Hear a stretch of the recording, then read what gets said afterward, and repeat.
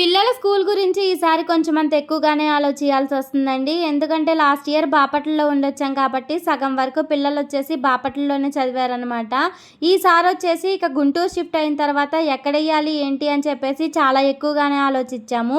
లాస్ట్‌కైతే ఒక స్కూల్‌లో అయితే వేశామండి. తర్వాతొచ్చేసి మా బాబుకైతే జ్వరం వచ్చిందనమాట.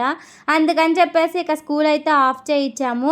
తర్వాతొచ్చేసి దానికన్నా కొంచెం బెస్ట్‌గా ఉన్న స్కూల్‌లో వేద్దాం పిల్లల్ని అని చెప్పేసి అర్థమైంది. ఇప్పుడు జాయిన్ చేసిన స్కూల్‌లో అయితే పిల్లలకి లంచ్ అయితే ఎలో లేదంటండి. మనమే ఇంటికి తీసుకొచ్చి పెట్టాలంట. ఇక పిల్లలకైతే స్కూల్‌కి, ఇంటికి చాలా లాంగ్ అయిపోయింది. అస్సలకి నడవలేకపోతున్నారు. మార్నింగ్ టైంలో అయితే వాళ్ళ డ్యాడీ వదిలిపెడుతున్నారనమాట. ఆఫ్టర్‌నూన్ అయితే ఇంటికి నడిచి రావాల్సొస్తుంది. ఆఫ్టర్‌నూనే కదండీ ఎండ ఎక్కువగా ఉండేది. ఇక ఆ టైంలో నడుస్తుంటే పిల్లలకి కాళ్ళు నొప్పులని బాగా ఏడుస్తున్నారు. అందుకని చెప్పేసి ఇక స్కూల్ వద్దని చెప్పేసి ఇంక ఆపిచ్చేశాను.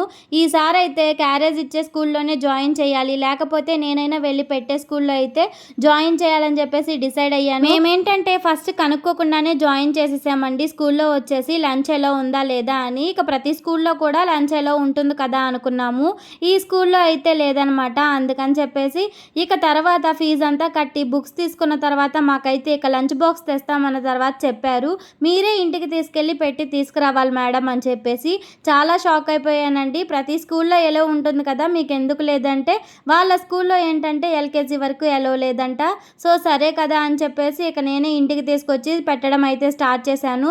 తర్వాత ఆ పిల్లలకి ఎండకి నడిచి ఎక్కువగా కాళ్ళు నొప్పులొచ్చేసి ఫీవర్ గూడా వచ్చేసింది. ఇక తర్వాత డిసైడ్ అయిపోయామనమాట. స్కూల్ లేదు ఏం లేదు ఇంటికాడ కూర్చోబెట్టి నెక్స్ట్ ఇయర్ పంపుదామని.